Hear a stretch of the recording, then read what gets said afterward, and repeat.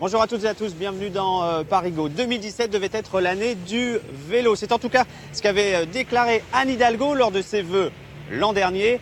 Un an plus tard, où en sommes-nous? Force est de constater que les cyclistes parisiens ne sont pas forcément à la fête et pas seulement à cause des retards du Vélib. 3 semaines après son lancement, le nouveau Vélib est toujours à l'arrêt. Station introuvable, vélo fantôme, comment en est-on arrivé à un tel chaos? Parigo mène l'enquête. Manque de transparence, mensonges éhontés. Depuis des semaines, les différents acteurs mènent clients et journalistes en bateau. Notre invité nous dévoile les coulisses de ces dernières semaines au cœur du réacteur Vélib. Le plan vélo voté en 2015 à Paris a-t-il déjà du plomb dans l'aile? C'est en tout cas le sentiment de nombreuses associations de cyclistes lassés des retards qui s'accumulent.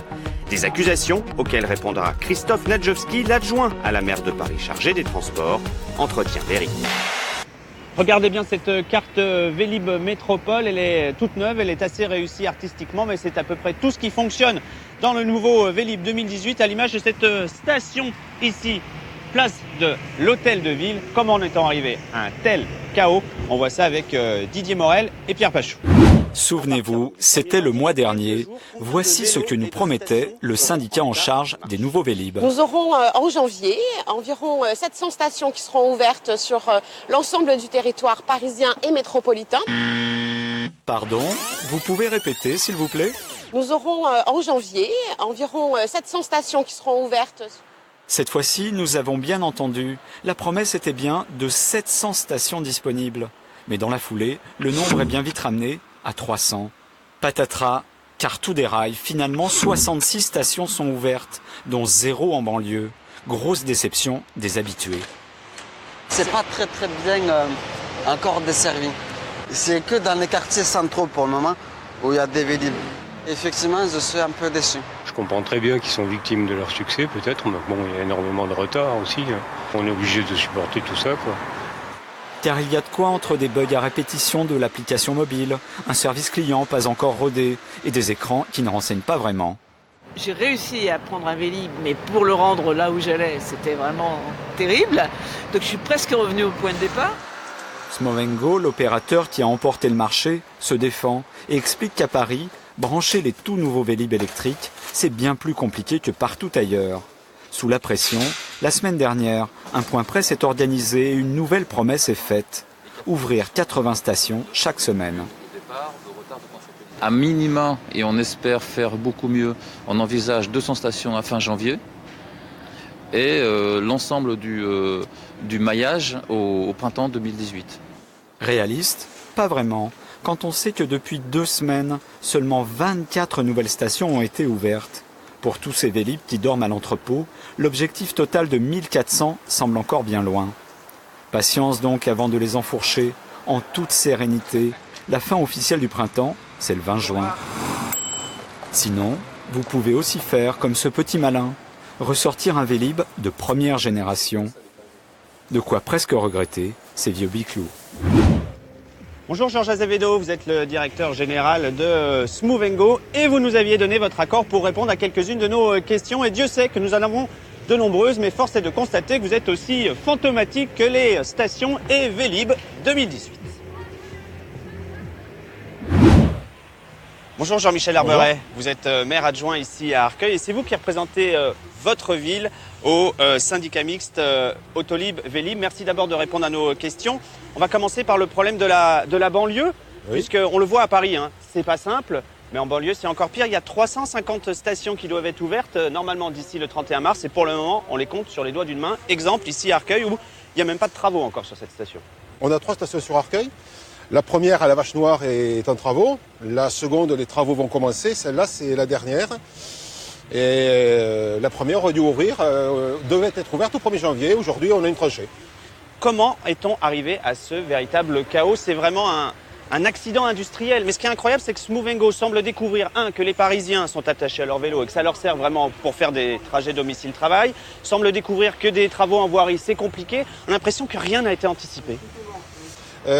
Smovengo, pendant longtemps, a maintenu son calendrier. L'idée étant grosso modo de dire Dans la période préalable au 31 décembre, on a quasiment la moitié des stations qui seront prêtes. On bascule au 1er janvier. Au 1er janvier, on ouvre la fin des stations. 31 mars, on a fini. Au comité syndical du mois de décembre, Autolib Vélib, Souvengo était invité pour vous expliquer où ils en étaient.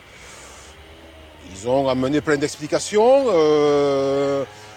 Ils ont utilisé les transports en chemin de fer pour venir faire venir des pièces de Chine. Elles sont retenues par la douane en Pologne. Ils ont découvert qu'il y avait une douane en Pologne. Ils devaient reprendre les salettes de co. Ils ont découvert qu'ils devaient le reprendre. Ils ont perdu du temps. Voilà, ils ont trouvé une série d'excuses. C'est difficile de faire les travaux en région parisienne, ce qui est vrai d'ailleurs. Mais on le savait. Voilà, donc pour moi, aucune excuse n'est crédible. Ils ont rien anticipé. Ils ont mal anticipé. Au dernier comité syndical, le président de Paris Métropole était présent. Et il a pris la parole expliquant qu'on a été dans une impréparation totale de ces chantiers. Je pense qu'il a raison. Là, on a l'impression qu'on a des gens qui n'ont pas réalisé l'ampleur du chantier. Mais au-delà de cette impréparation, il y a aussi, on va dire, ces mensonges ou cette mauvaise foi, puisqu'on continue de nous dire que là, par exemple, il va y avoir 80 nouvelles stations par semaine. Or, depuis 7 jours, avant le tournage de cet entretien, on en est à 20 par semaine. Ces 80 qui nous ont été annoncés, on l'a vu dans le reportage il y a quelques instants, ne sont toujours pas là. Et les élus, vous aussi, vous étiez plus ou moins au courant, puisque justement, vous parliez de cette réunion du mois de décembre. On vous a dit que finalement, le planning ne serait pas tenu, mais il a été décidé de ne rien communiquer. C'est pas tout à fait ça ce qu'on a décidé en décembre. En décembre, Souvengo nous a dit effectivement que le planning ne se tiendrait pas. On a demandé à Souvengo de communiquer là-dessus. Et ils ne l'ont pas fait. Ils ont fait un communiqué fin décembre qu'on leur a arraché. À la dernière minute. À la dernière minute. C'est le délégataire qui est en retard. Il devait communiquer. Il devait le faire plus vite. Il a tardé. Il a beaucoup trop tardé. Et aujourd'hui, il continue de très peu communiquer. La preuve, ils ne sont pas venus dans cette émission. Il communique très peu. Toutes les informations que l'on a, le syndicat va un peu les arracher à Souvengo aujourd'hui, qui est très mal à l'aise pour répondre, mais qui est en retard sur la voirie, sur l'applicatif, sur des tas de sujets. Et sur l'applicatif, j'ai du mal à comprendre en quoi la voirie, les problèmes de voirie ou les problèmes des salettes de co ont mis en retard l'applicatif. Des bugs de l'application Vélib. Merci pour votre franchise et on espère que ça va s'améliorer. Un autre point qui, on espère, va s'améliorer, ce sont les travaux du plan vélo qui ont pris beaucoup de retard. C'est ce qu'estime en tout cas une association Paris-Ancel. Mathilde Laban et Gilles Bezou les ont rencontrés. Il y a de quoi perdre la tête. Mais où est donc passée la piste cyclable ? Pour arriver à comprendre ce carrefour, c'est pas très simple. Sur cet axe majeur, boulevard Magenta, la mairie avait promis aux cyclistes une piste express, protégée et en ligne droite. Force est de constater que ce n'est pas le cas. Là, j'aimerais bien continuer tout droit, mais c'est pas possible. Et je dois faire tout le détour en attendant à chaque fois, à chaque feu. On essaie de traverser, on a du mal à comprendre comment est-ce qu'on traverse d'une part pour continuer tout droit et aussi d'autre part comment est-ce qu'on fait pour tourner. Une situation tellement kafkaïenne que Jean-Marc en vient à poser le pied à terre. Et quand il peut remonter en selle, d'autres embûches l'attendent. Là, on a des voitures qui sont à moitié garées, une voiture qui est sur un bateau. C'est assez dangereux. Et là, on a des gens qui déboulent à grande vitesse. Les gens sont pressés près de Gare du Nord. 2017 devait être l'année du vélo, mais peu de choses ont bougé. C'est le constat de Paris-Ancel. Cette association a mis au point une carte interactive qui compare les promesses de la ville en gris avec l'avancée réelle des aménagements. Il y a d'abord ces chantiers qui n'avancent pas. Rue de Rivoli, par exemple, une piste cyclable reliant Bastille à la Concorde devait être livrée en octobre 2017. Aux dernières nouvelles, elle ne sera praticable qu'à l'été 2019. Pour le rêve, c'est donc mal parti. Le réseau Express Vélo prévoyait la création de 56 km de grands axes cyclables sécurisés, comme ici voit Georges Pompidou. Mais certains tronçons de ce réseau ont même été déjà abandonnés. C'est le cas sur l'avenue du Général Leclerc, qu'on appelle l'autoroute du 14e. Le préfet de police a mis son veto, 2 ans de concertation jetés à la poubelle, incompréhensible pour l'association Paris-Ancel. Anne Hidalgo a déclaré que 2017 avait été l'année où Paris a construit 120 km de voies cyclables. Et c'est absolument pas vrai, on en a compté moins de 10. Pour nous, il faut qu'on avance très vite et ce sera le succès de la mandature d'Anne Hidalgo si elle a réussi à transformer l'espace public et avoir rendu sa ville plus cyclable. Les Parisiens l'attendent vraiment. Il ne reste plus que 2 ans à la mairie pour arriver aux 1000 km de pistes promis. La partie sera symboliquement gagnée quand les Champs-Élysées seront enfin dotés d'une piste cyclable. Elle devait être inaugurée il y a quelques mois. Les travaux ne commenceront finalement qu'à l'été. Bonjour Christophe Nadjowski. Bonjour. Vous êtes adjoint au transport à la ville de Paris. Vous venez de voir ce reportage qu'on a donc réalisé avec l'association Paris en selle. Quelle est votre première réaction?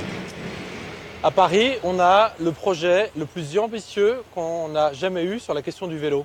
150 millions d'euros qui sont investis sur la mandature, un doublement du linéaire d'aménagement et d'itinéraires cyclables dans la mandature, avec des projets qui portent aussi bien sur des réseaux structurants comme ici, rue de Rivoli, avec un projet de réseau express vélo, et puis également dans tout Paris, dans les petites rues, la multiplication, la systématisation des doubles sens cyclables, notamment dans les zones 30, Mais ce que montre qui vont faire un l'association, véritable maillage de Paris d'ici à 2020. ils ne remettent pas en cause votre volontarisme, mais le fait que tout ça prenne énormément de temps, que ça soit très lent, et qu'on avait annoncé une année 2017, on allait en voir de partout ces pistes cyclables, et au final, il y en a très peu.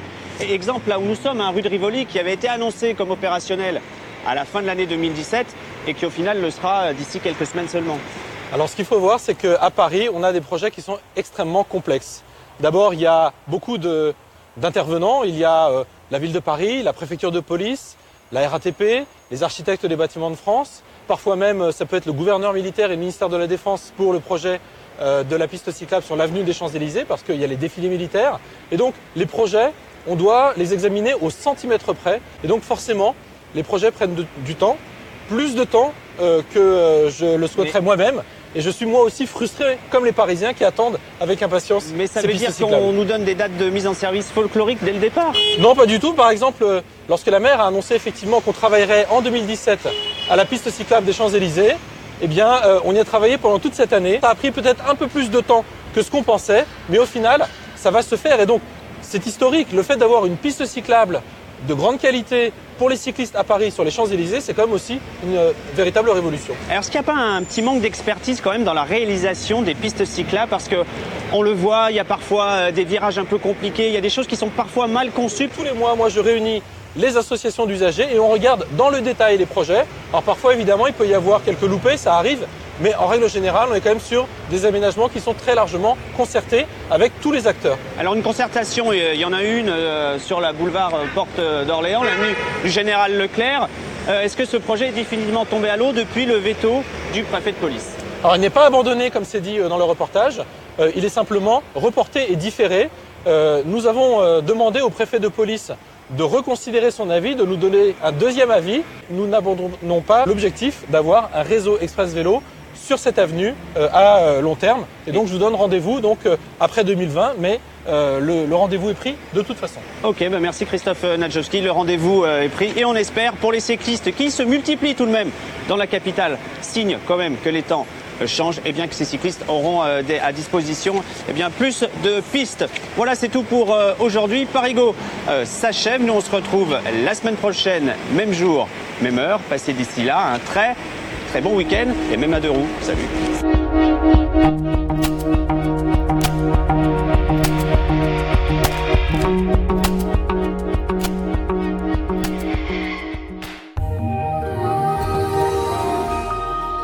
Bonjour, voici votre bulletin de qualité de l'air avec Air Paris fait France.